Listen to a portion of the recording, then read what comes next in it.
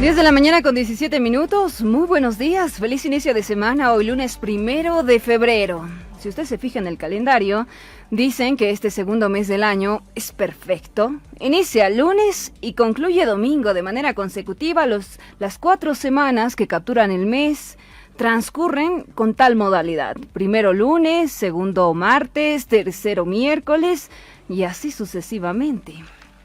Hoy gran preocupación, al menos en el mayor porcentaje de la población, sobre tener los megas necesarios, sobre tener la cámara activada, sobre tener la batería llena. Se da inicio a la gestión escolar 2021 en el departamento de Tarija. Fue la inauguración simbólica con presencia del presidente Luis Arce Catacora. Sin embargo, hay conflictos simultáneos. En horas de la mañana, hace aproximadamente 60 a 90 minutos, padres de familia de colegios privados aseguraban hay abusos por parte de algunas unidades educativas, pese a que está regulado por parte del Ejecutivo de entre 10 al 35% de reducción en las pensiones para esta gestión. De igual forma, se han llevado adelante condiciones severas. Por ejemplo, si acaso existe una mora de por medio, los padres de familia tendrían que poder depositar bienes suyos o, en todo caso, acudir hasta la ASFI. Aquello ha sido presentado ante el Ministerio de Educación, pero no recibimos ninguna respuesta, decían padres de familia. Por ello acudimos ante el presidente Luis Arce para que pueda atender nuestras demandas. A partir de hoy es dolor de cabeza para padres de familia. ¿Cómo garantizan los megas a diario? ¿Tienen los dispositivos necesarios, la computadora? ¿Tienen acaso una conexión estable? Por ello, desde el gobierno han aplicado 3 medidas: la modalidad presencial, semipresencial y a distancia, y esto cada distrito lo va regulando. Son 148 a nivel nacional y dependen de las circunstancias que se están atravesando para que ellos asuman una decisión. Por ejemplo, en el trópico cochabambino, que al parecer se aísla de las demás determinaciones, la modalidad es presencial porque la mayoría de los estudiantes no tendrían las condiciones necesarias para llevar adelante una educación a distancia, de manera virtual. Lo propio ocurre con padres de familia que no se fían de que el internet sea gratuito únicamente para plataformas educativas. Dicen, ¿qué pasa si nuestros hijos necesitan adquirir otro tipo de datos, habilitar otras páginas? Por ello es necesario que el internet esté estable. Se refuerza esta gestión con la teleeducación, la radioeducación y la distribución de textos, de material de apoyo, en especial en zonas rurales. Sin embargo, de acuerdo a autoridades de educación, esto aún está en marcha. Dicen que estas 2 primeras semanas del mes de enero son de evaluación, por lo tanto, terminarían ya con este tipo de capacitación, porque paralelamente se está llevando adelante para maestros, padres de familia, estudiantes, capacitación para un mejor uso de las plataformas educativas, y también esta distribución concluiría hasta la primera quincena del mes de febrero. Hay dudas, hay cuestionamientos. ¿Qué dicen desde la Dirección Departamental de Educación acá en La Paz? Está con nosotros el señor Juan Churata para contestarnos cómo evalúan este 1 de febrero. Señor Churata, gracias por aceptar el contacto con Antes de Mediodía. Buenos días. Buen día, saludar a la amable audiencia de Radio Fides y asimismo al programa Antes del Mediodía.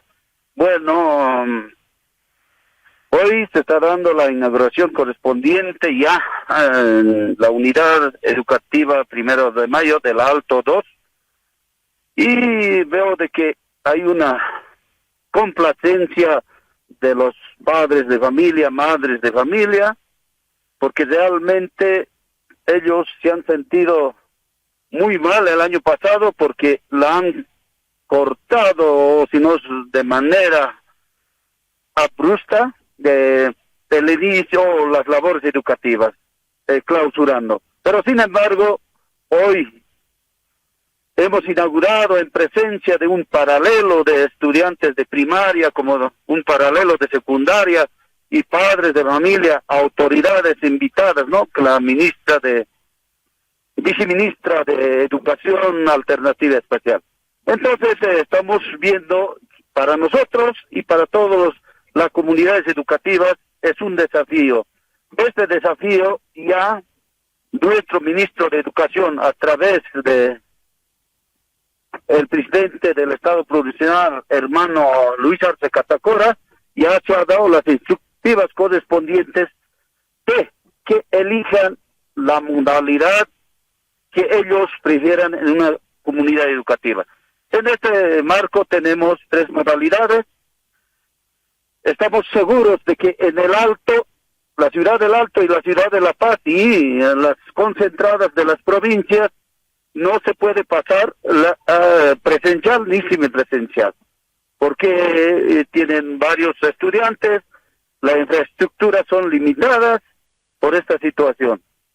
Y más al contrario, ellos van a hacer la modalidad a distancia donde el Estado Nacional no garantiza la entrega de textos pedagógicos a nivel inicial, a nivel primario, no, porque a todos de educación fiscal y de convenio, porque ellos también ya se ha previsto, no, de educación a distancia para nivel secundaria que va a ser manejado en una plataforma del Ministerio de Educación, donde garantiza gratuitamente el acceso, pero esto va a ser planificado y organizado y cronogramado, porque no podemos dar a los estudiantes los 24 horas del manejo de plataforma virtual que el ministerio va a disponer, sino va a haber horarios no preestablecidos.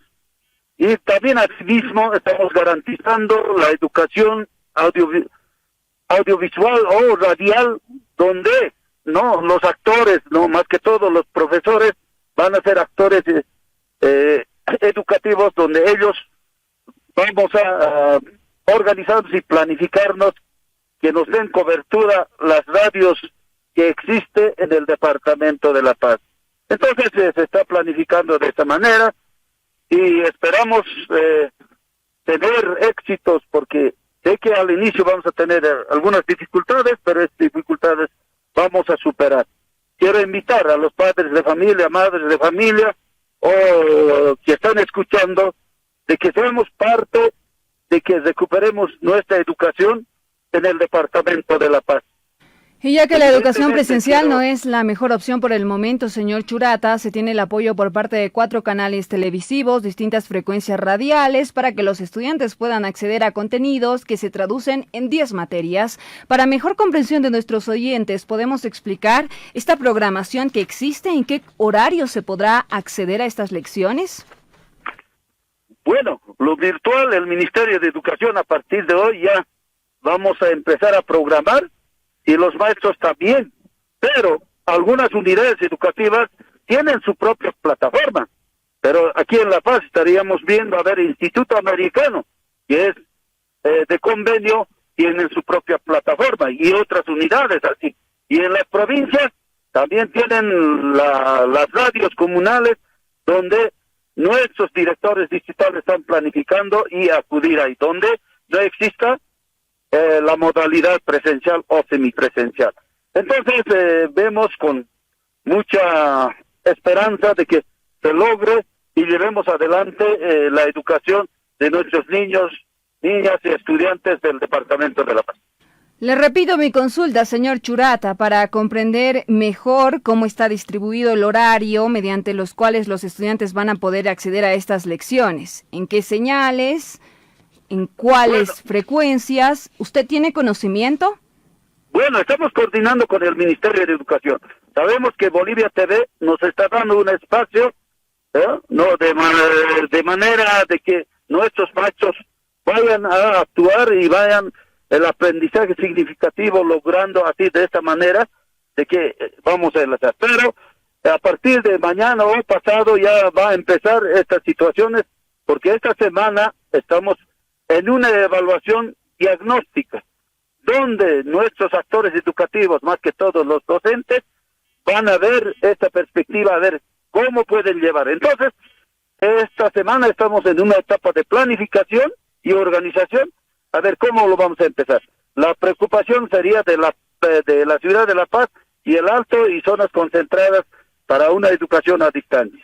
Bien, le comparto el dato, señor Churata. Las clases serán a través de la señal estatal de Bolivia TV, ATV, TV Culturas, RTP. En cuanto a radio se refiere, Radio Illimani, el Sistema Nacional de Radios de los Pueblos Originarios. Por la mañana, materias que están destinadas al curso primario y por la tarde al secundario. Hablamos de 9 a 10 de la mañana, de 11:30 hasta mediodía y por la tarde desde las 3 hasta las 4 de la tarde y desde las 6 hasta las 6:30, en especial para estudiantes de secundaria. Con las capacitaciones, señor Churata, ¿han recibido los maestros este tipo de enseñanzas, lecciones para poder llevar adelante esta modalidad a distancia? Bueno, evidentemente los maestros ya nos hemos reunido, hemos preparado materiales, como se dice, patrones, ¿no? O audiovisuales donde los maestros se regirán y esta semana va a ser compartido, por eso estamos diciendo que es una evaluación diagnóstica que van a hacer, a ver cómo vamos a empezar la labor educativa. Acabo de conocer los horarios porque sí, el Ministerio de Educación nos han adelantado de que la televisión boliviana, ¿no? RTP, algunas televisiones que se están sumando, pero esperamos que se sumen más, ¿no? Porque nuestra educación hay que dar cobertura. Desde el Ministerio de Educación se deja en claro, señor Churata, que es de cumplimiento obligatorio esta reducción de pensiones de entre el 10 al 35%. ¿Qué ocurre con los padres que están reclamando? ¿Va a lograr intervenirse o ya no es tuición suya solucionar el conflicto que hay? Bueno, si hay alguna denuncia, alguna exageración de cobros de pensiones de las unidades educativas privadas, nosotros, como dirección departamental, inmediatamente hacemos el seguimiento correspondiente para verificar y luego, ¿no?, ya investigar esta situación. Entonces, esperamos que haya denuncia a la dirección departamental, como también al ministerio, o asimismo a la dirección distrital. Entonces, si hay un cobro de exageración, nosotros inmediatamente hacemos el seguimiento correspondiente. Le transmito algunas denuncias por parte de padres de familia. En horas de la mañana aseguraban, entregaremos esta carta al presidente del Estado, ya que el Ministerio de Educación hizo caso omiso a nuestras razones. Hay unidades educativas que realizan cobros abusivos, contratos civiles abusivos. Por ejemplo, en torno a cobro por uso de plataformas. Se entiende que las privadas tengan otro tipo de plataformas, sin embargo, no tendría que existir de por medio un cobro adicional. Otro, embargo de bienes si hay mora de por medio. Siguiente, si hay mora también se podría derivar a ASFI. Entregaron una lista de unidades educativas, pese a que se estaría violando ciertas cláusulas, para conocimiento del mandatario boliviano y así poder sancionar, porque al menos 30% de los estudiantes que cursaban en unidades educativas privadas no pudieron realizarlo esta gestión a raíz de estas imposiciones. ¿Ustedes lograrían intermediar?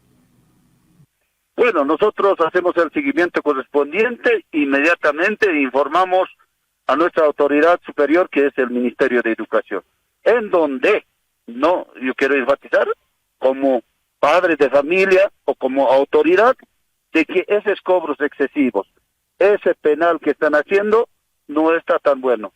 Los propietarios de unidades educativas privadas tienen que ponerse mano al pecho a la altura del pueblo porque esta pandemia nos está atacando.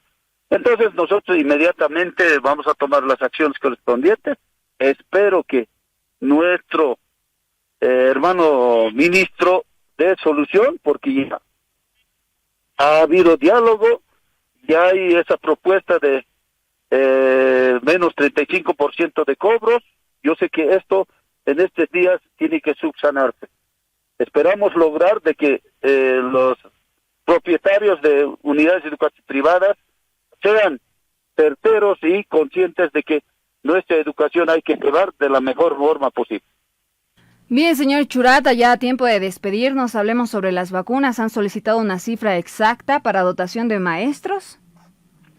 Bueno, la Confederación de Maestros de Educación Rural de Bolivia y asimismo la Confederación de Trabajadores de Urbanas están solicitando al presidente o al Ministerio de Salud de que también nuestros maestros sean vacunados de manera total. Entonces hay coordinaciones en donde ya inmediatamente ya se pondrá acción de que nuestros maestros sean vacunados. Agradecemos este tiempo compartido, señor Churata. Le deseamos éxitos en sus funciones. Hasta una próxima oportunidad. Gracias por atendernos. Gracias, hasta luego. 10 de la mañana con 32 minutos, varios temas que tratar con el ministro de Justicia. Aguárdelo porque en instantes está con nosotros, tras esta pausa. Normativa necesaria en territorio nacional porque no existe una ley de emergencia sanitaria. Sin embargo, salubristas, pese a haber intervenido y solicitado de que la misma se aplique, tienen algunas observaciones, lo cual los habría llevado a un paro. No se realizó, en las últimas horas lo suspendieron, hasta una nueva conversación con autoridades nacionales. La misma se llevará adelante al promediar las 3:30 de la tarde y dijeron ayer que sostuvieron una reunión virtual durante al menos 5 horas, que se ingresa a un cuarto intermedio en las negociaciones. Esperan firmar consensos en adelante. Este es su comunicado, lo compartimos con ustedes en pantalla para que tengan un mejor conocimiento de lo que acontecía a nivel nacional. Dice desde el comunicado al Sistema Nacional de Salud por parte del Colegio Médico de Bolivia.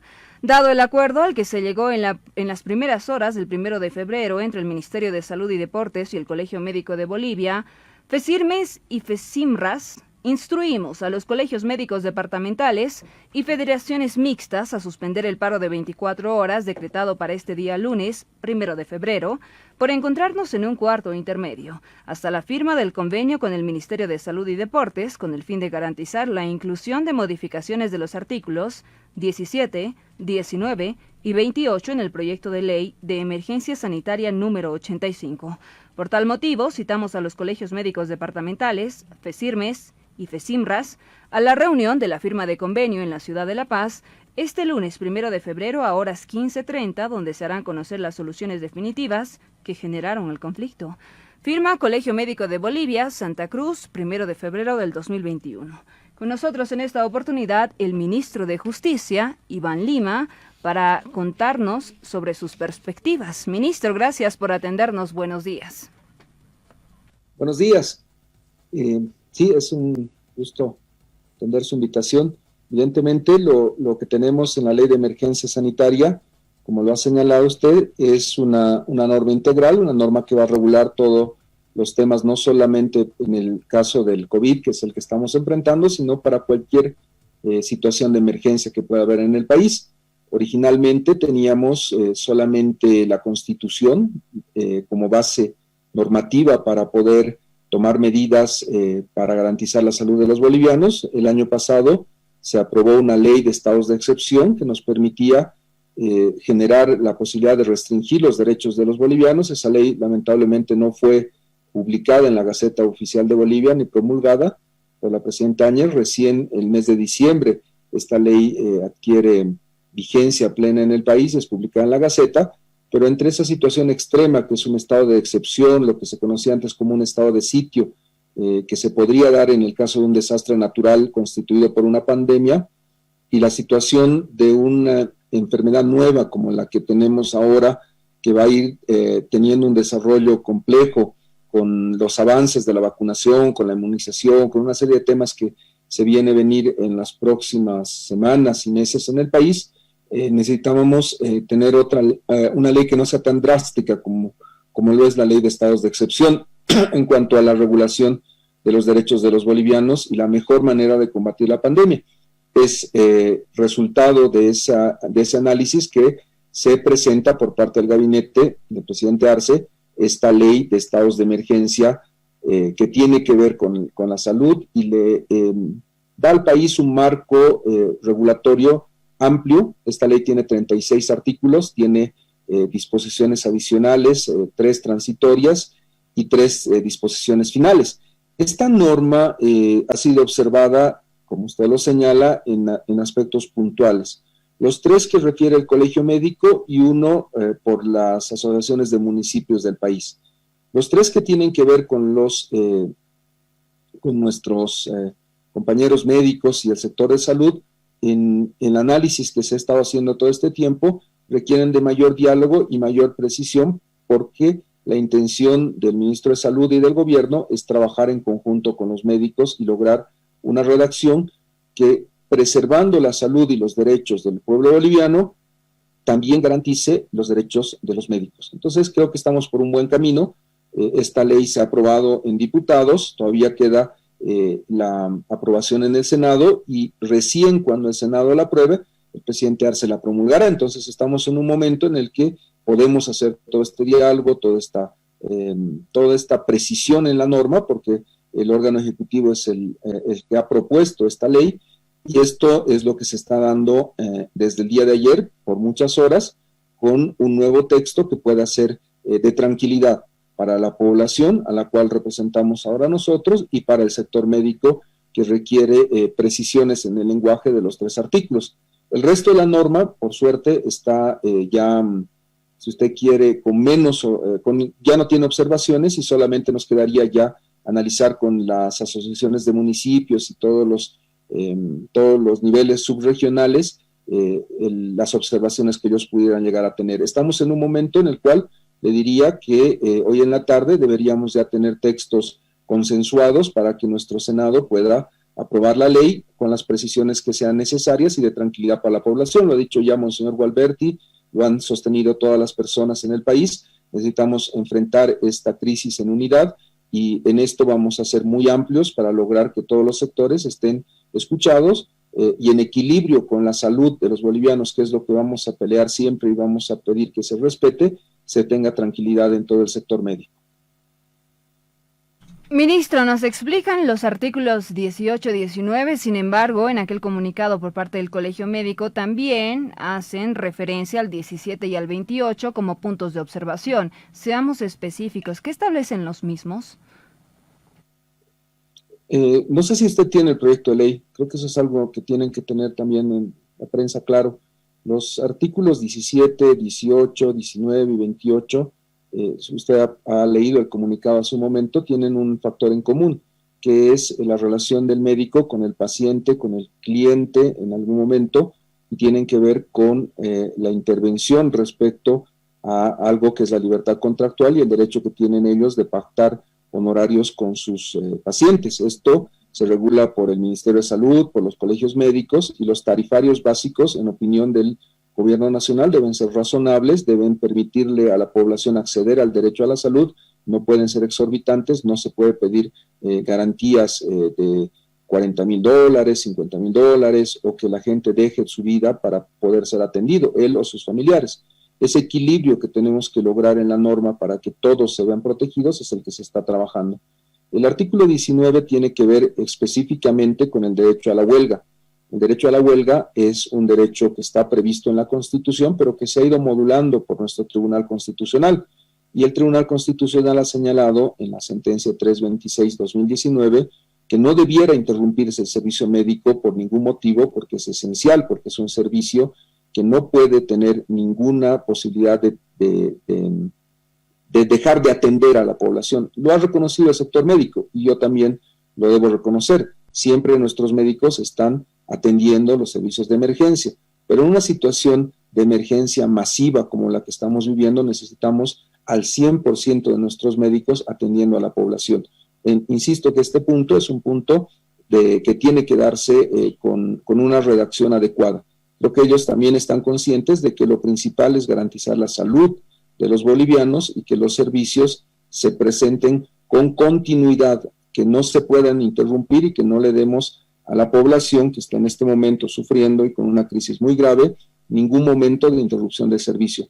Insisto, este punto, como los otros, no tienen posiciones divergentes entre el gobierno y los médicos. Son temas de redacción, son temas de escribir un artículo de manera que ambas partes, en este caso la población a la que representamos nosotros y los médicos, estén protegidas.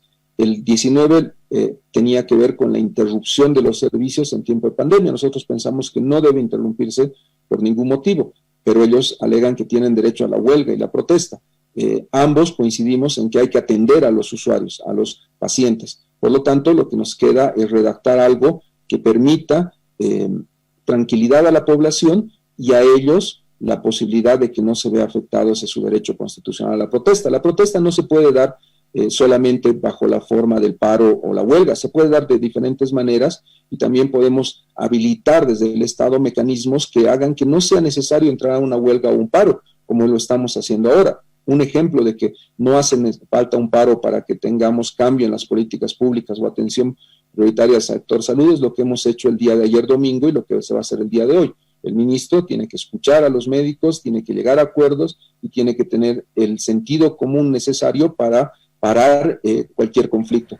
Ministro, tenemos en mano precisamente el proyecto. Doy lectura para que usted corrobore. En el artículo 28, contratación de personal médico, el Ministerio de Salud y Deportes, en el marco de la declaratoria de la emergencia sanitaria, podrá simplificar los requisitos y procedimientos para la contratación del personal médico, de enfermería y técnicos de la salud, quedando habilitado a contratar profesionales médicos que hubieran concluido sus estudios en Bolivia o el extranjero, estudiantes de medicina y médicos jubilados. Salubristas arguyen que así no se está tomando en cuenta el recurso humano que se tiene a nivel nacional. Hay varias universidades que están formando profesionales y no se los estaría considerando.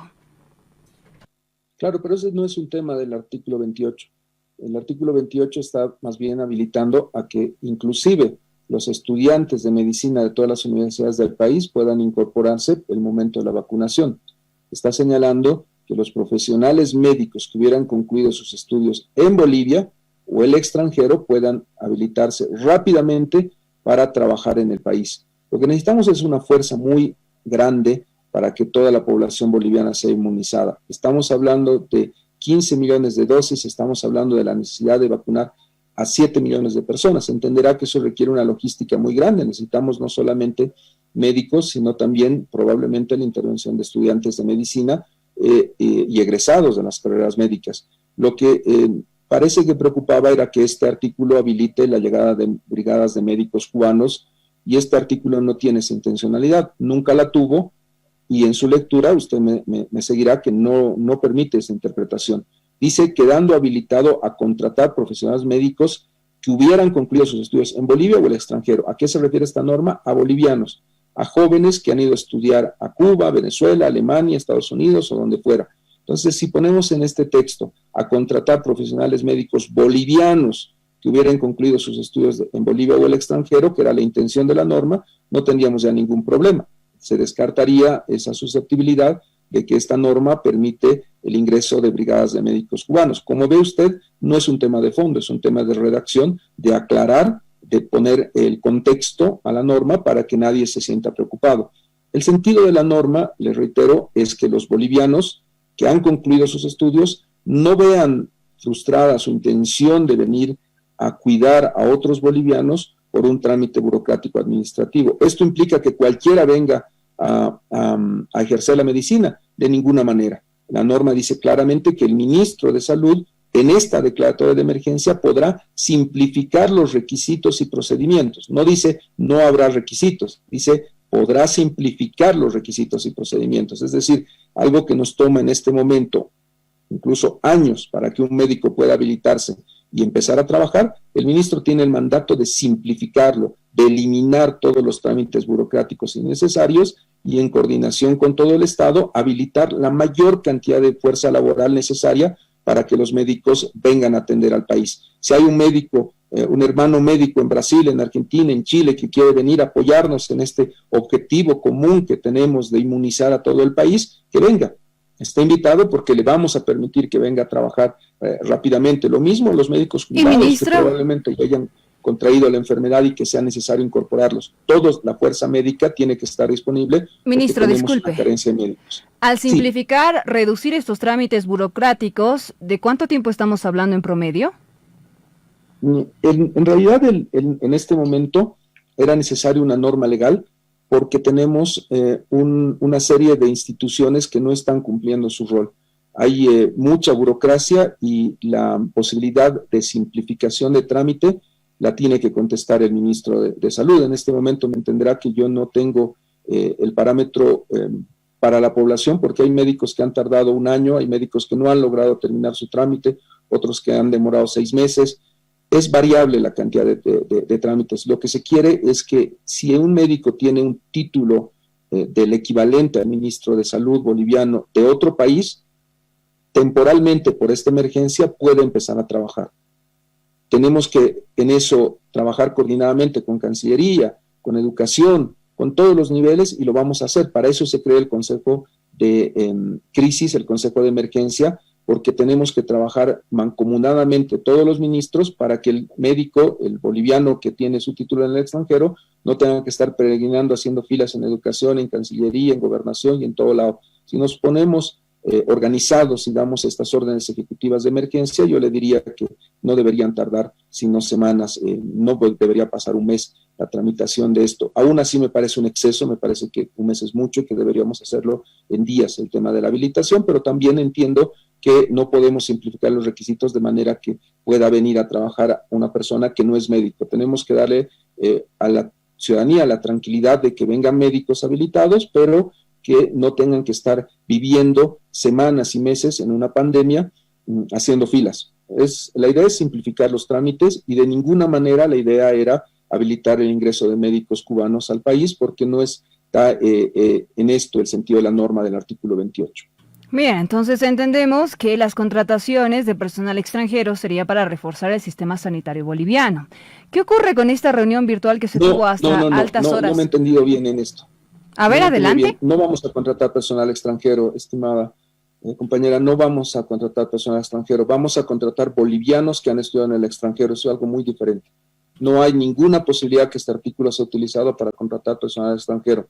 Lo que estamos haciendo es hacer que bolivianos que han estudiado en el extranjero puedan venir a trabajar inmediatamente. Bien, entonces se guarda la posibilidad, serían bolivianos oriundos de la nación que estudiaron fuera y quieren volver a trabajar en territorio nacional. Lo aclaramos de esta manera, de acuerdo a su explicación. Sí. ¿Qué ocurre con las negociaciones que sostuvieron hasta altas horas de la mañana? ¿Están por buen puerto las conversaciones? Es decir, las aclaraciones que usted mencionaba fueron expuestas, nos imaginamos, ¿cómo le sentaron al colegio médico? Muy bien, le insisto, yo creo que el mecanismo que tiene que seguir el país es de trabajar aunadamente para coordinar estos elementos que usted ha señalado. Lo que se ha hecho ayer, bueno, en realidad recuerden ustedes que el viernes aprueba esta norma en diputados. El fin de semana, la voluntad de nuestro ministro de Salud y del Gobierno Nacional ha sido de dialogar inmediatamente. En cuanto han surgido los problemas el día sábado, se ha empezado a abrir canales de diálogo. Ayer hay que agradecerle al Colegio Médico, al CIRMES y a todos los médicos del país. Han estado hasta altas horas de la madrugada negociando, hablando, conversando, entendiendo, y esta situación que era de una crisis se ha suspendido y el día de hoy en la tarde deberíamos tener ya textos que sean de satisfacción para el sector médico y para la población, de manera que esto pueda pasar al Senado y el Senado pueda tramitar la ley integralmente, aprobarla y ponerla en vigencia a la brevedad posible. Esta ley nos va a dar unas herramientas muy importantes. La cuarentena,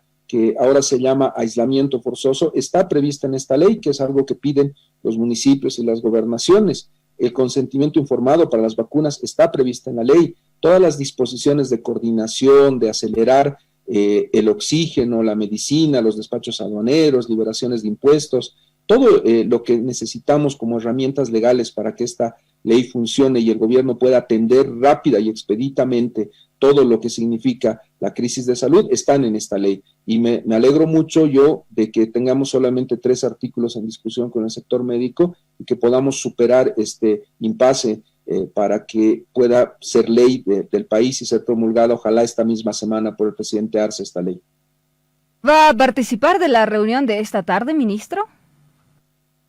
No, el tema es del ministro de Salud. Yo en todos los temas que tienen que ver con Constitución o justicia, como todo el gabinete, voy a participar siempre, pero en principio tengo una urgencia el día de hoy con todo lo que ha significado la ley de 348. En algún momento me gustaría poder hablarla también con usted y todo lo que está ocurriendo como los feminicidios en el país. Es una prioridad del Ministerio de Justicia tener hasta el 18 de este mes ya el anteproyecto, el proyecto de ley aprobado, y lamentablemente esa responsabilidad que tenía asumida me hace no poder participar directamente el día de hoy en la mayoría de los diálogos, pero entiendo yo que el ministro de Salud, como cabeza del sector, está llevando adelante todo este diálogo y obviamente si él llegara a necesitar de mi concurso, iré inmediatamente a apoyar. Perfecto. Está en desarrollo el proceso de inmunización en Bolivia y por la constante interacción que tienen desde el Ministerio de Justicia con la ciudadanía en el marco de sus labores, ¿cuándo estarían iniciando con las vacunas a su personal? ¿Cuántas dosis aproximadamente fueron solicitadas?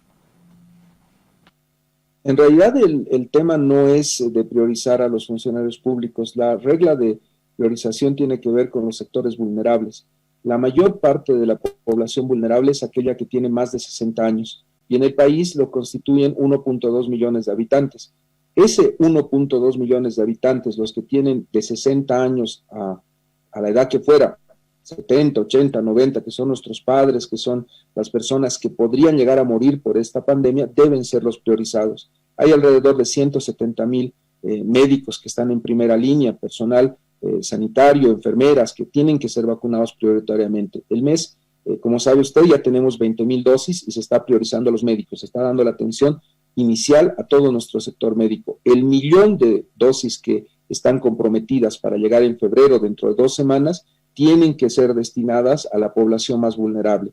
En mi opinión, que es un criterio técnico que va a seguir el ministro de Salud, yo voy a pedir siempre, porque también soy cabeza del sector, no solo soy ministro de Justicia, estoy a cargo de proteger los derechos de los adultos mayores, debiéramos priorizar a esa población, a esos mayores de 60 años que además tienen diabetes, que tienen hipertensión o que pueden llegar a tener enfermedades graves. Creo que hay que vacunar a los que tienen más riesgo en primer lugar.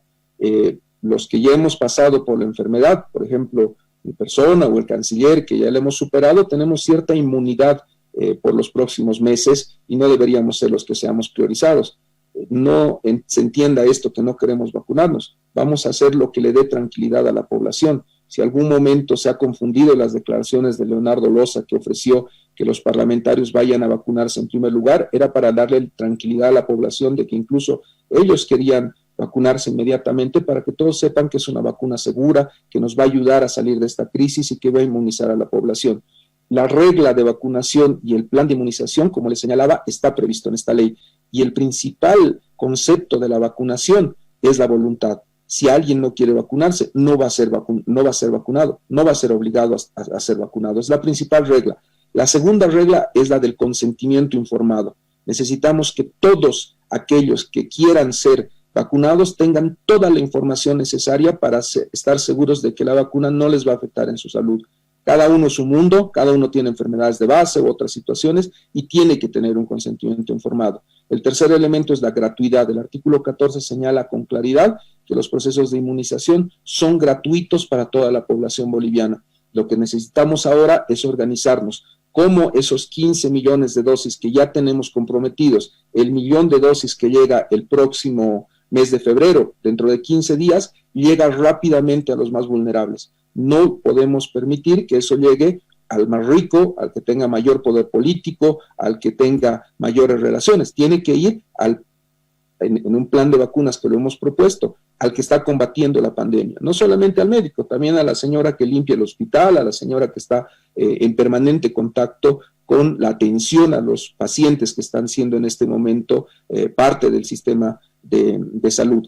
Y definitivamente luego los más vulnerables. Para mí los más vulnerables en este momento son los mayores de 60 años que representan 1.2 millones de habitantes en el país. Esto es lo que se está analizando y a partir de esta ley vamos a tener los elementos para tener el plan de vacunación e inmunización ya vigentes en el país y aprobados por el Consejo, que está conformado por el ministro de Salud y otros 8 ministros que le vamos a decir al país cuáles son las reglas para que esta inmunización sea todo un éxito. Es difícil vacunar a más de 7 millones de personas, pero tenemos que hacerlo y tenemos que hacerlo muy rápido. Lo mismo que somos de los primeros países en tener la vacuna, tenemos que ser el primer país en terminar exitosamente la inmunización de nuestra población. Es lo que nos da garantías de salud a todos los bolivianos.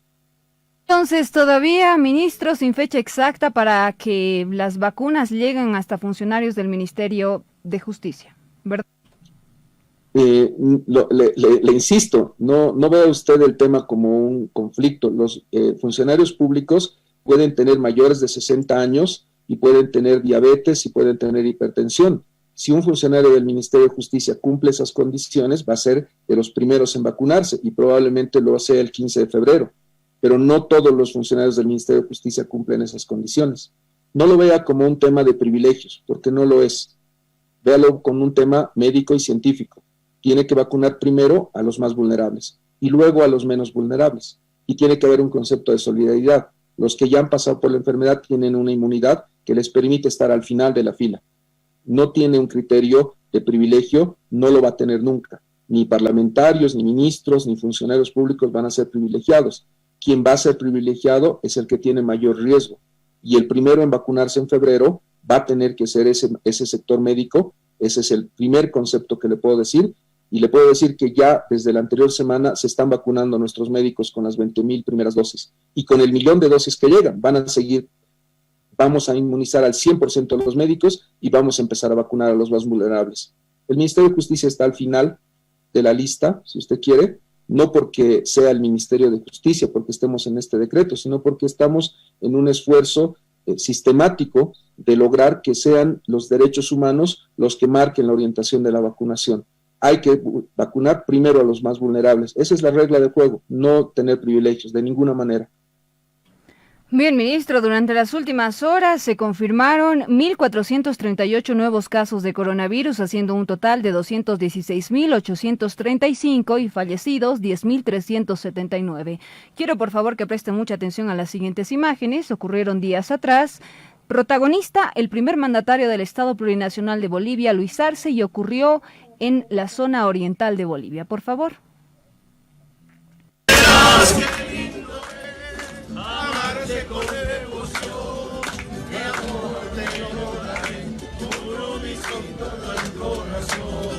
Ya verás qué lindo es amarse con devoción, de amor te lo daré, Curumí con todo el corazón, Curumí con todo el corazón, Curumí con todo el corazón, Curumí con todo el corazón. Candidatos a las subnacionales del Movimiento al Socialismo compartiendo con el presidente Luis Arce sin ninguna medida biosanitaria. ¿Qué opinión le merece? ¿Deberían de existir sanciones? Si usted ve en la mesa, hay un frasquito de alcohol y está el barbijo del presidente. No es que no haya tenido ninguna medida de bioseguridad. Hay un momento que generalmente, ve usted ahí debajo de la guitarra está el frasquito y está el barbijo del presidente. Pero bueno, no voy a entrar en un debate. Pero el presidente no usa barbijo, tampoco sus acompañantes, ministro. El barbijo está puesto a un lado, pero no se está haciendo uso del mismo. Y es justamente lo que tiene que ser el mensaje positivo de la población. Buscar que entendamos todos que las medidas de bioseguridad, el uso del barbijo, el uso del alcohol en gel, el lavado permanente de manos, van a tener que darse inclusive cuando superemos la etapa de inmunización. Usted me ha hecho una pregunta que es la legal. Yo le voy a contestar en términos legales. En este momento tenemos una dispersión normativa muy grande, una dispersión normativa que hace que algunas personas, algunos municipios y gobernaciones, inclusive hayan privado de libertad a las personas en esta época de pandemia cuando no cumplían algunas de las reglas, por ejemplo, la cuarentena. Hay escenas muy duras de gente que es aprehendida, que se va a un centro policial donde ha habido mayor cantidad de contagios. Hay que usar el derecho y hay que usar la ciencia médica de una forma científica. Si tú llegas a concentrar en una cárcel a todas las personas, lo único que vas a lograr es que haya mayor cantidad de contagios. Usted me dice, ¿cuál es la sanción que van a recibir? De acuerdo a la Ley de Emergencia Sanitaria, artículos 34 al 36, va a haber sanciones. Y va a haber sanciones de acuerdo a la gravedad del hecho. Se va a poder imponer sanciones que tienen que ver con multas, servicio social o inclusive aislamiento sanitario obligatorio, de acuerdo a la gravedad del hecho que se produzca. Pero el día de hoy no tenemos una norma. De ahí que tengamos urgencia de aprobar la Ley de Emergencia Sanitaria. No hay posibilidad de aplicar una sanción en este momento y lo que está haciendo, por ejemplo, Sucre, que empieza a detener a los ciudadanos cuando no están con el barbijo y los lleva a centros de aislamiento, no es la medida más eficiente. No es la medida más eficiente porque no hacen pruebas en ese momento y no sabemos si los que estén hacinados, privados de libertad, no se van a contagiar y van a ir a contagiar a sus familias. El parámetro de sanción que se ha puesto en la ley, en el artículo 36, tiene que ver con multas en UFBs a las personas naturales de 50 UFBs a 1,000 UFBs, que es bastante para la realidad económica del país, y a personas jurídicas de 1,000 UFBs a 10,000 UFBs. Estos montos son los que van a ser la base para las sanciones pecuniarias, es lo que dice la ley, es lo que tiene que plantearse. Si me pregunta un criterio político de cómo tienen que ser las campañas, yo le diría que en mi posición personal la mayor parte de las campañas hasta el 7 de marzo debieran tomar todas las medidas de bioseguridad necesarias para que no se incremente la cantidad de contagios. Sin ninguna duda, el hecho de que tengamos campañas y tengamos el 7 de febrero elecciones son factor de riesgo y tenemos que minimizarlo al extremo. Tendrá la seguridad de ver la información que tenga del Ministerio de Justicia. Tenemos la mayor parte de las reuniones por Zoom, como esta entrevista. Acabamos de pasar por el CONAPES, el Consejo de Políticas Económicas y Sociales por Zoom, y todas las reuniones las estamos llevando de esa manera. Hay que ir y hay que hacer gestión en el lugar, y hay compañeros que no pueden utilizar el Zoom, y lo estamos haciendo con todas las medidas de bioseguridad. Eso es un tema de responsabilidad de cada persona. Lo que no teníamos era una ley que imponga sanciones, que determine la manera de actuar de carácter general para cuidarnos a todos, y es esta ley de emergencia sanitaria. Por eso estoy propugnando permanentemente que esta ley de una vez la apruebe esta semana el Senado y pueda ser promulgada por el presidente Arce, porque sí, esas infracciones y esas sanciones que usted pide, que hoy día no tenemos una ley, van a poder ser impuestas después de la promulgación de esta ley. Bien, ministro, muchísimas gracias. Entenderá, distintos medios de comunicación replicaron el video y muchos internautas se pronunciaron. Entre los comentarios que tienen mayores reacciones dicen cómo es posible siendo el presidente que no dé el ejemplo. Otros aseguran, pero tiene un credencial de por medio, así que esto estaría poniendo a salvo al resto de las personas, entre tantos otros que existen. Bueno, le agradecemos los minutos compartidos por aclararnos la situación y esperamos tenerlo en otra oportunidad. También las puertas abiertas siempre acá en Antes de Mediodía. Cuando gusten, estamos a las órdenes. Muchos saludos. Hasta luego. Hasta luego. Pausa, 11 de la mañana con 6 minutos. Aguárdenos, tenemos más a retornar.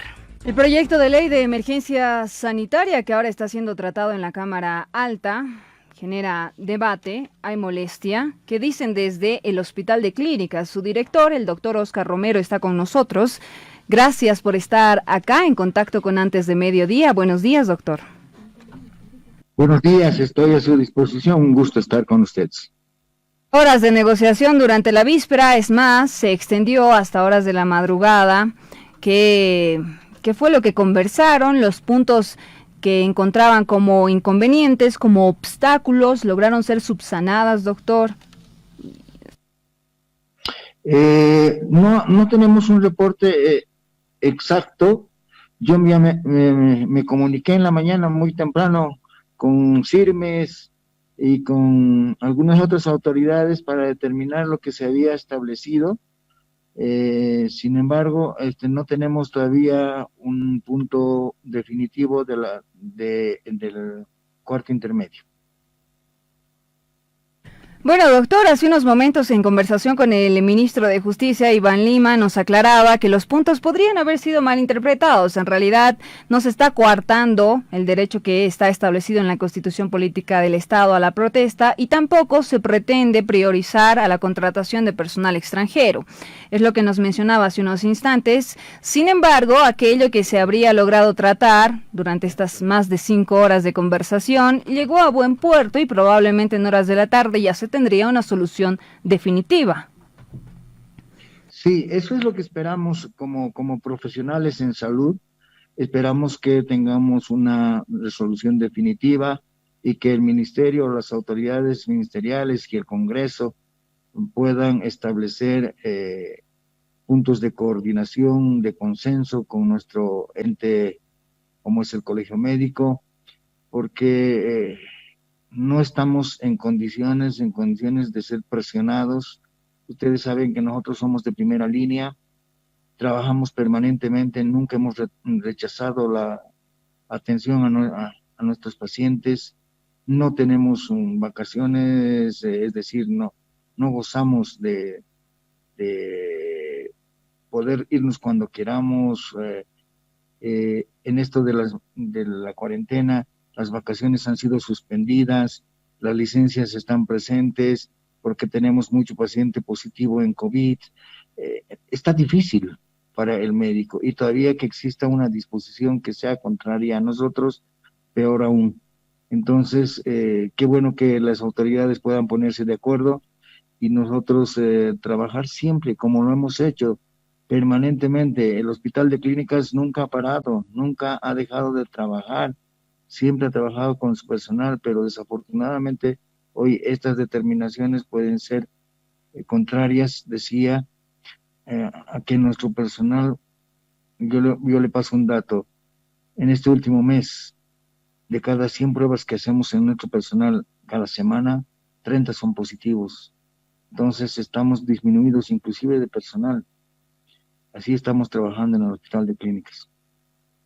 Cansancio, saturación en cuanto a la atención, al trabajo que están desarrollando. ¿Qué alternativas están implementando en el Hospital de Clínicas, doctor? La primera es cuidar a nuestro personal como medida, la primera medida. Y para qué alternativas buscamos es cambiar el horario de trabajo. Ustedes saben que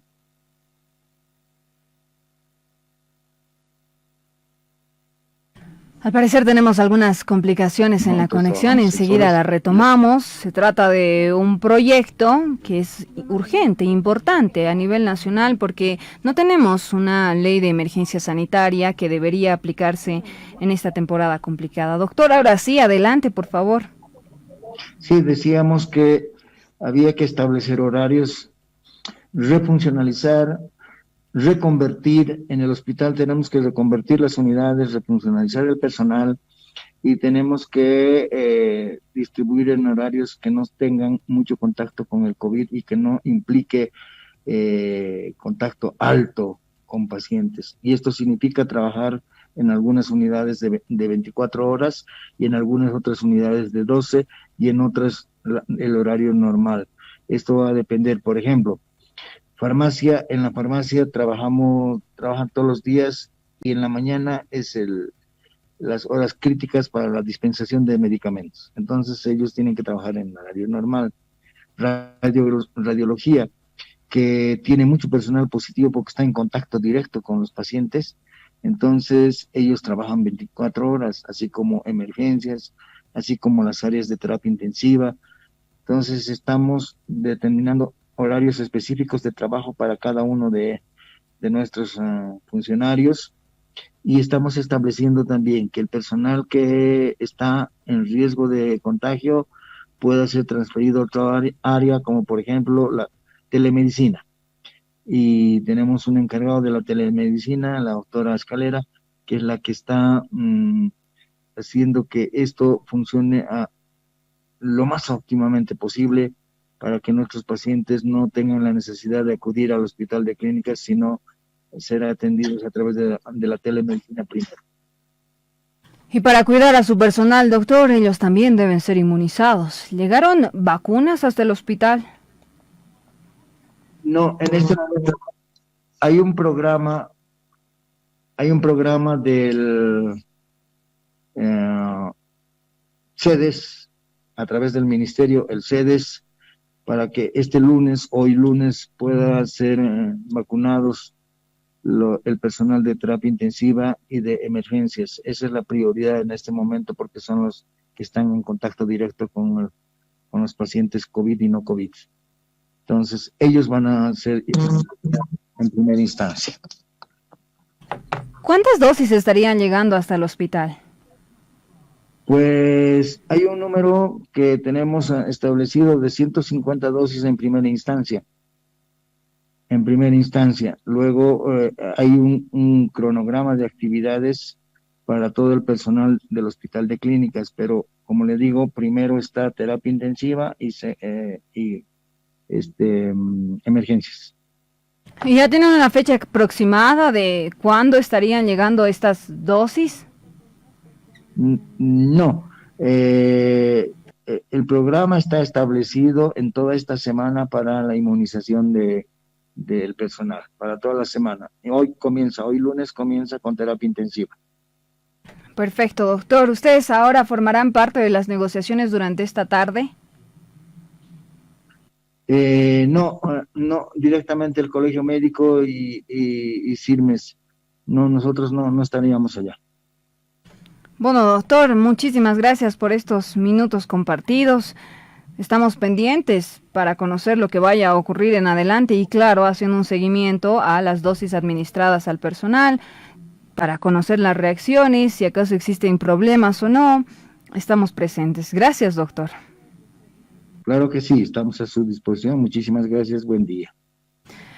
11 de la mañana con 17 minutos, en contacto directo con nosotros desde Tarija, nuestro periodista Daniel León, para actualizarnos en relación a lo que ocurre a estas horas. Daniel, adelante, buenos días.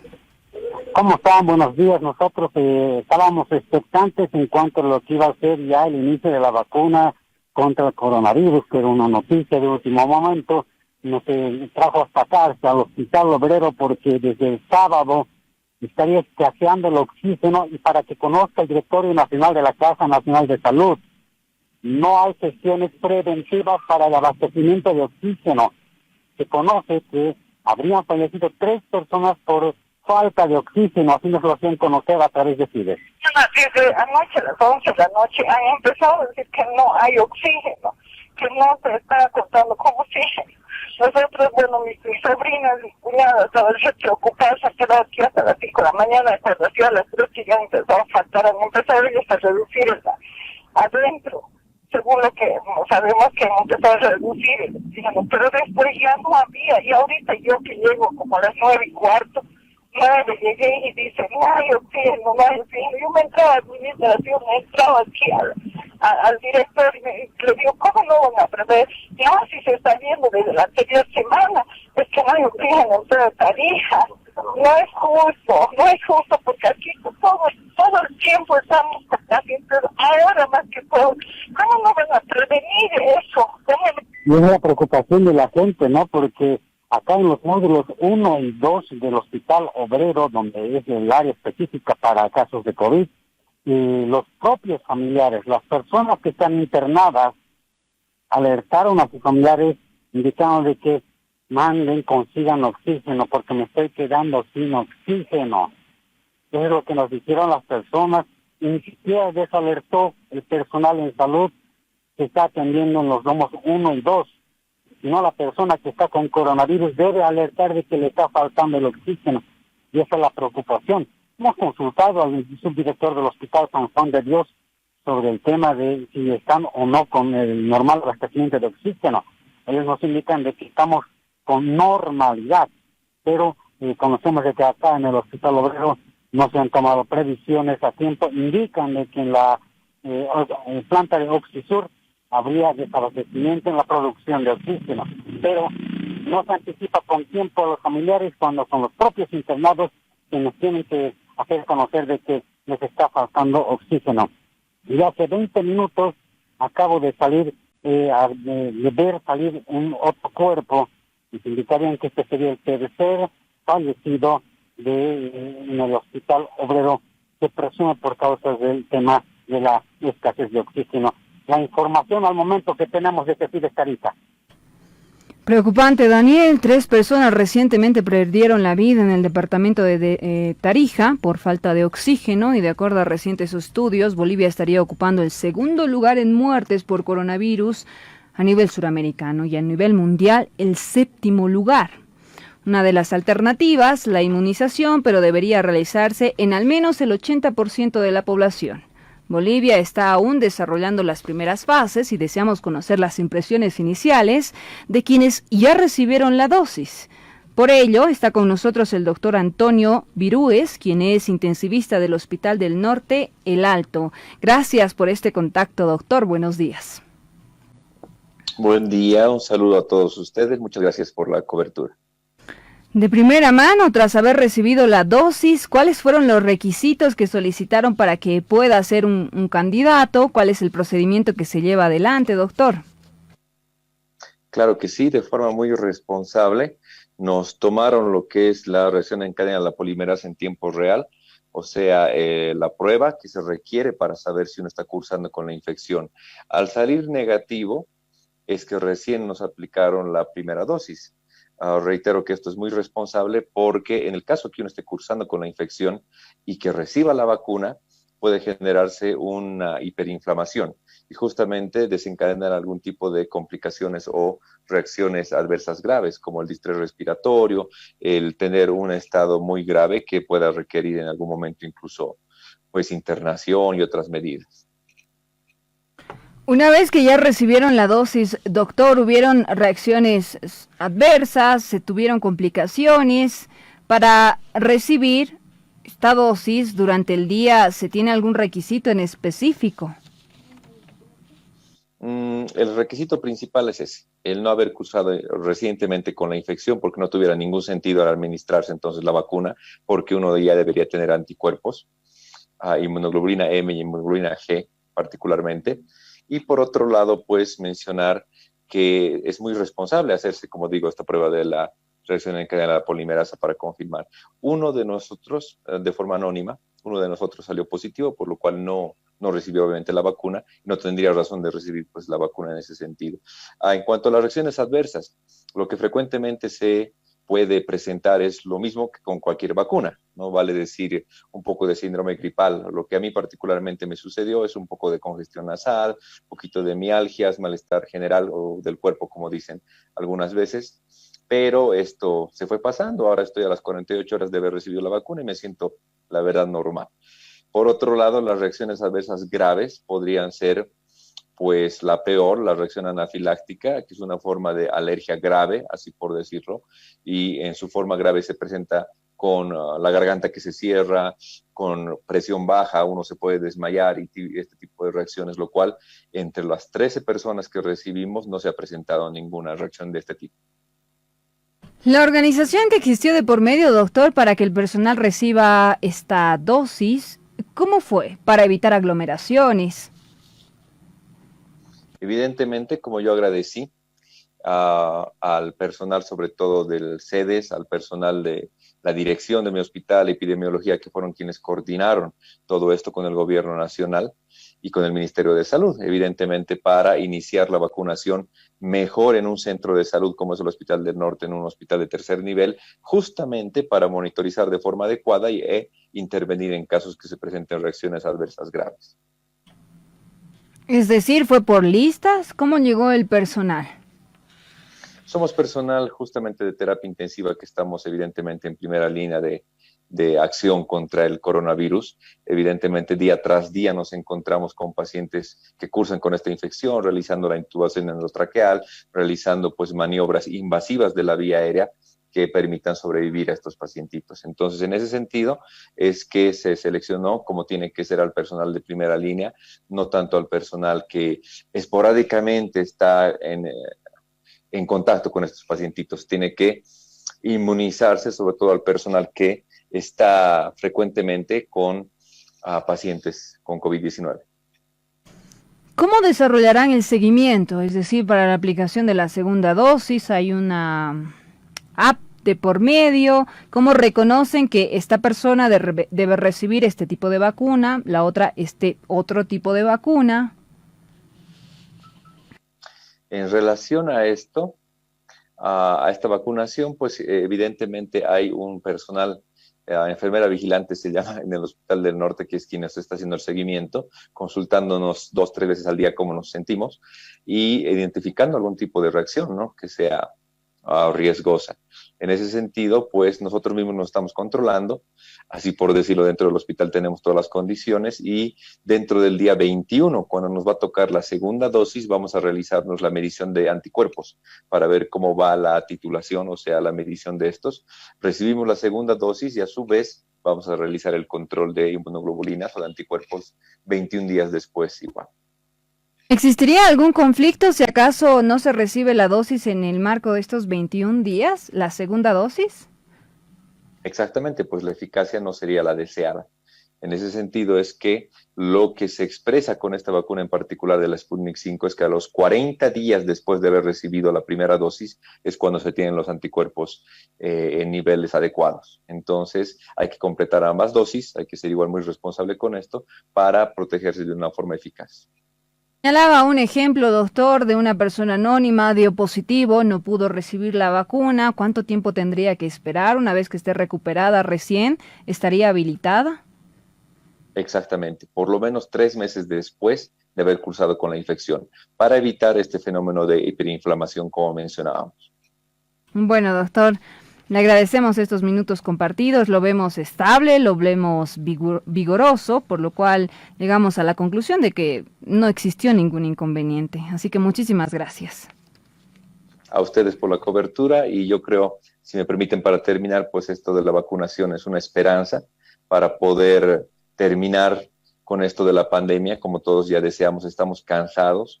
Los pacientes que ingresan a terapia intensiva, como yo lo expreso muchas veces, no son lastimosamente recuperables, están en estadios muy graves, avanzados de la enfermedad. Y bueno, pues la población también está muy cansada, se estrellan contra los médicos, contra el personal de salud, pero lastimosamente la enfermedad del COVID-19 es grave, muchas veces puede terminar matando a los pacientes, aquí en Estados Unidos, en China, en cualquier parte del mundo. Entonces, es la mejor estrategia el aplicar estas vacunas. Evidentemente es voluntario, pero bueno, ya están viendo con la evidencia, pues con mi experiencia, al verme 2 días después de la vacuna, aquí estamos y vamos a seguir en la lucha y esperemos que pueda detenerse ya esta pandemia. Gracias. Y claro, atravesando una segunda ola a nivel nacional, lo que se quiere es un respiro, un aliciente, y las vacunas llegarían de esta manera. Tenemos que hacer una pausa en antes de mediodía, pero al retornar tendremos temas interesantes relacionados a los desastres naturales, así que no se lo pierda. Posible incremento en la tarifa del transporte público, 50 centavos, sin embargo, al parecer en la ciudad de La Paz no va más. Gabriela Pérez con los detalles. Gabriela, buenos días. ¿Qué se conoce hasta ahora? ¿Cómo está, Heidi? Muy buenos días. El secretario ejecutivo de la Alcaldía de La Paz, Marcelo Arroyo, informó que el municipio no acepta ni autoriza el incremento de pasajes en el transporte público. Ninguna medida que esté enfocada a luchar contra la pandemia estará condicionada con el incremento de pasajes. Arroyo informó que el COE departamental estableció algunas determinaciones, entre ellas la reducción del aforo en las unidades de transporte público en un 50% de su capacidad. Este segundo punto será analizado en una reunión del COE que se estima se estará ejecutando en los próximos días. Lo que sí está claro que la Alcaldía de La Paz no autoriza ni acepta ningún incremento de pasajes. Lo Arroyo, secretario ejecutivo de la Alcaldía de La Paz.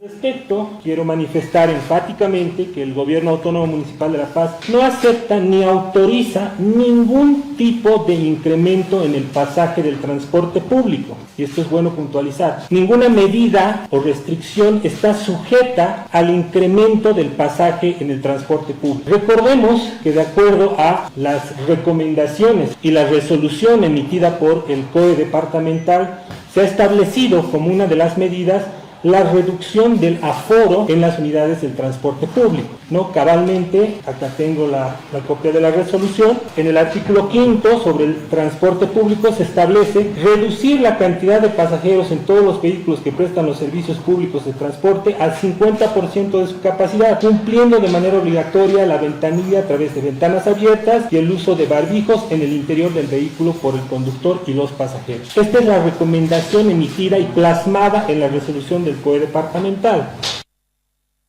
Se serán entonces las declaraciones de Marcelo Arroyo. Se descarta cualquier incremento de pasajes en el municipio, como lo pedía el sector del transporte público. Heidi, con este panorama retorno con usted.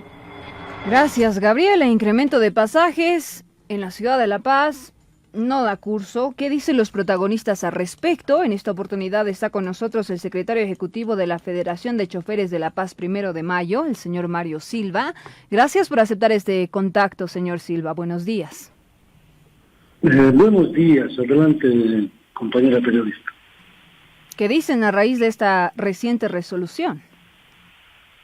Sí, nosotros seguramente nos van a hacer llegar con nota. A partir de eso vamos a llamar a un ampliado de emergencia. De ahí sí van a salir resoluciones seguramente ya analizando el tema, porque no se olvide que nosotros en los 9 meses que nos han encesado hemos perdido muchísima plata. Cada transportista aproximadamente 150 bolivianos día, y en los 9 meses casi 30.000 bolivianos por cada transportista. Y si sumamos por los 42.000 choferes, es muchísima plata la que ha ha apostado a la salud, los transportistas, y queremos decirle a la alcaldía, ¿qué ha hecho? Absolutamente nada, nos han encerrado tantos meses, ellos han pasado con los refrigeradores totalmente llenos, con sueldos de 10,000, 15,000, 20,000, entonces ellos no pierden nada, más al contrario es vacaciones para ellos, entonces no es correcto de que a nosotros nos esclavicen de esa manera, no es negligencia, no es capricho, sino el problema es de dónde vamos a pagar a las entidades bancarias, ese es el problema. Nos está totalmente atentando contra la reactivación económica que estamos haciendo los transportistas. No se olvide, el transporte, día que trabaja, come, día que no trabaja, no come. En todos estos meses nos hemos prestado muchísimo dinero para la alimentación y aparte de ello también hemos cambiado el parque automotor, debemos a las entidades bancarias. Son 2 deudas que debemos pagar y esta medida sería que nuevamente nosotros vamos a endeudarnos más todavía. Y la alcaldía hasta en un año no ha podido hacer nada, absolutamente no ha puesto nada. Todos los paseños recaudamos tanto impuesto, nada, absolutamente han podido ayudar a todos los paseños. Y el alcalde prácticamente está subvencionando a un Pumacatari que no es necesario.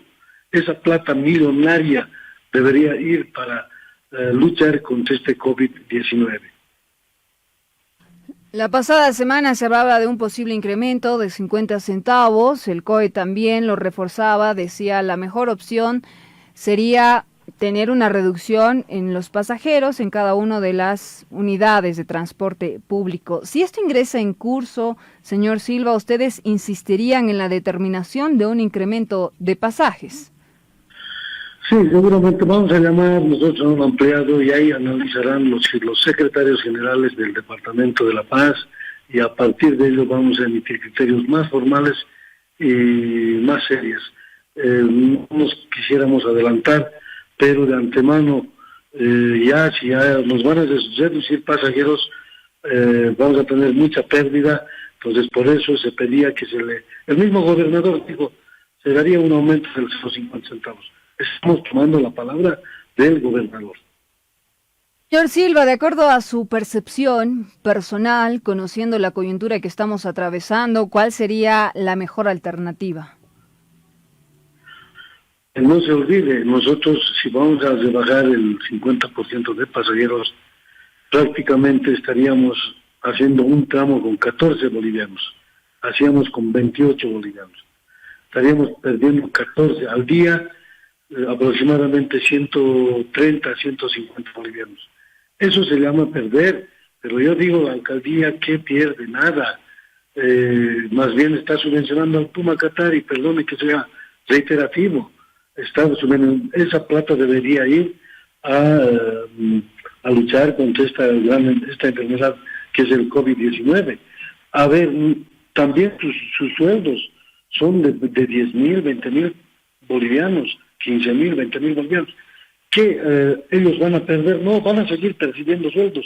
Seguramente es que ya están en los últimos 2, 3 meses para irse y como siempre hemos sido maltratados los compañeros transportistas de parte del alcalde, seguramente quiere hacer una despedida haciéndonos nuevamente ese mal. Bien, señor Silva, le agradecemos este tiempo. Estamos atentos a lo que vayan a definir más tarde y a cómo se vayan a pronunciar en relación a lo que establece la Alcaldía de La Paz. Descartan que exista un incremento en la tarifa del transporte público. Gracias. Ya, hasta luego. Lo único que estamos es tomando la palabra del gobernador que nos dijo que nos iba a aumentar los 0,50 centavos. Bien. Tenemos que separarnos unos instantes. Enseguida volvemos. Amigos, familiares, colegas, conocidos. El virus fatal nos quita de a poco a grandes personajes. Durante el fin de semana, Bolivia entera de luto. Personalidades que aportaron durante muchísimos años se despidieron del plano terrenal.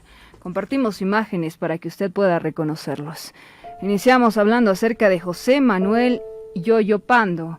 meritorio periodista, radialista cruceño, que durante el fin de semana perdió la vida. Desde la Asociación de Periodistas de Santa Cruz lamentaron su deceso, haciendo llegar condolencias a su apreciada familia. Que el Señor lo reciba en su santa gloria, finalizaba el comunicado. Rigoberto Zapata Ramírez, más conocido en el mundo artístico como Piti Zapata y quien alcanzaba la fama con la cumbia Casita de Pobre, fallecía la madrugada del sábado en el Hospital de Cosmil de la ciudad de La Paz, donde se encontraba internado por COVID-19. Protagonista de distintos éxitos en los años 70, Zapata se incorporaba a la orquesta de la Fuerza Aérea Boliviana, posteriormente formando parte de las orquestas Sonorama, Swing Valley, Orquesta California, Caravana, Los Flamencos, Orquesta San Francisco y Orquesta Guantanamera. A los 84 años de edad se despedía. También se ha lamentado el profundo fallecimiento del Huracán Ramírez, así era conocido el líder histórico de la Central Obrera Boliviana, Edgar Huracán Ramírez, quien fallecía el domingo. Hombre enérgico, firme, radical, incansable en su ideología, fue uno de los pocos dirigentes con convicción política. Nunca vendía sus ideales, aseguraba su círculo cercano. El 21 de este mes se conocía que el ex dirigente sindical requería una unidad de terapia intensiva. Y ahora está en desarrollo un homenaje póstumo. Conozcamos los detalles. Está con nosotros en esta oportunidad el presidente de la Fundación Cultural del Banco Central de Bolivia, Luis Oporto. Gracias, señor Oporto, por aceptar este contacto. Buenos días. Muy buenos días. Gracias por esta oportunidad para conversar sobre Edgar Ramírez. Se fue, no está en plano terrenal. Aunque su cuerpo haya perdido la batalla, él seguirá vivo en la historia boliviana, ¿no? ¿Qué es lo que ustedes están pretendiendo desarrollar? ¿Qué actividad está en curso, señor Oporto? La Fundación Cultural del Banco Central de Bolivia está organizando un homenaje a Edgar Ramírez para reconocer las distintas acciones que ha desplegado durante su larga y meritoria trayectoria en beneficio del pueblo boliviano y fundamentalmente en lo que nos compete a nosotros, en el desarrollo de la archivística boliviana que desde el año 1999 ha impulsado con un proyecto que sin duda alguna ha concitado el interés nacional e internacional por el alcance que tuvo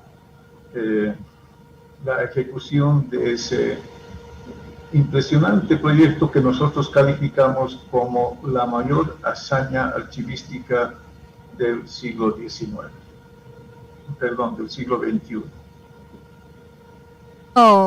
De los últimos baluartes de la dirigencia obrera, muchos corazones lloran su muerte. ¿Cómo se podría resumir su trayectoria? Es una trayectoria, sin duda alguna, deslumbrante por las distintas facetas que tiene Edgar Ramírez. Para empezar, hay que señalar que él era un genuino trabajador de interior mina, fue un perforista. A raíz de esa labor, él empezó a participar activamente en la vida sindical, primero en la empresa minera unificada de Potosí, de donde es oriundo Edgar Ramírez, y luego, posteriormente, fue máximo dirigente de la Federación Sindical de Trabajadores Mineros de Bolivia y de la Central Obrera Boliviana. El conocimiento profundo que tenía Edgar Ramírez de la realidad minera nacional lo llevó, gracias a su conocimiento, reitero, y sobre todo su militancia en el Partido Comunista de Bolivia, a plantear un programa de defensa intransigente de la minería nacionalizada y de los recursos naturales de Bolivia. No hubo un defensor más radical y e inclaudicable como Edgar Ramírez en la defensa de la minería nacionalizada. Esa situación provocó rápidamente la represión de los gobiernos dictatoriales. En 1967 el dictador René Barrientos Ortuño, el régimen del general René Barrientos Ortuño, ordenó su exilio en Londres, donde permaneció hasta 1969, cuando retornó gracias a una amnistía que se consiguió luego de la trágica muerte del general Barrientos. Pero en 1971 el coronel entonces Hugo Banzer Suárez también ordenó su detención y lo envió a una isla inhóspita en el sur de Chile con el fin de exterminarlo físicamente dentro del plan Cóndor. Él estuvo mucho tiempo en esas islas junto con otros dirigentes mineros, y gracias a la acción de organismos de derechos humanos salió al exilio en Ámsterdam, Holanda. Durante la dictadura de García Meza, el compañero Edgar Ramírez decidió permanecer en Bolivia y entró en la clandestinidad, y desde allí combatió al régimen de este general de triste recuerdo en nuestra historia política por la masacre de los 15 dirigentes en la calle Harrington. Edgar Ramírez también fue un defensor intransigente de la minería nacionalizada en el régimen neoliberal. El régimen neoliberal, que empezó en 1985 y concluyó en 2005, tuvo como objetivo estratégico la desnacionalización de las minas, y lo logró mediante el decreto 21060, que facilitó el pago de bonos extralegales a los trabajadores mineros, y con esos bonos extralegales financiados por el Banco Mundial se logró desarticular la organización sindical alrededor de la Federación Sindical de Trabajadores Mineros de Bolivia. Esto quiere decir que los dirigentes sindicales aceptaron estos bonos extralegales fuera del marco constitucional, con lo que posibilitaron el cierre de las minas nacionalizadas. Pero hubo un grupo muy reducido, entre ellos Edgar Ramírez y Víctor López, que no aceptaron los bonos extralegales y continuaron en la dirigencia de la Federación de Mineros, y desde allí enfrentaron a la desnacionalización de las minas con acciones propias surgidas en la Corporación Minera de Bolivia y en la propia Federación de Mineros, tratando de viabilizar la autogestión que finalmente no fue considerada por el neoliberalismo. Edgar Ramírez participó en aquella masacre denominada la masacre de Navidad en Amayapampa y Capacirca en 1997. Edgar Ramírez enfrentó en diciembre de 1996, enfrentó a las fuerzas combinadas que envió el gobierno neoliberal de esa época para reprimir a los mineros de la mina de oro de Amayapampa y Capacirca.